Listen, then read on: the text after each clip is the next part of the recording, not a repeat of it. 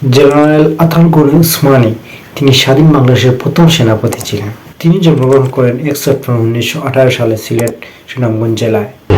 Bearing the scars of the genocide, but to see the faces of people looking determined, looking with সেনাবাহিনীর অবকাঠামো গঠনের উল্লেখ করেন। উল্লেখযোগ্য যে ১০ এপ্রিল স্বাধীনতার ঘোষণা জারি ও সরকার গঠন করা হয় এবং পরবর্তীকালে ১৭ এপ্রিল মুজিবনগরের গণতান্ত্রিক বাংলাদেশ সরকারের শপথ গ্রহণ করে। ১৯৭১ সালের ১৭ এপ্রিল গঠিত হয় মুজিবনগর সরকার। উসমানীকে তখন করা হয় মুক্তিবাহিনীর প্রধান সেনাপতি।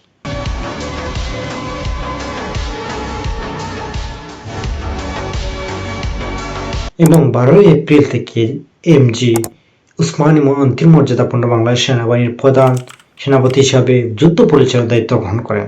Mukti Bahini had become the symbol of the new spirit. Colonel Usmani took over as the first commander-in-chief of the freedom fighters.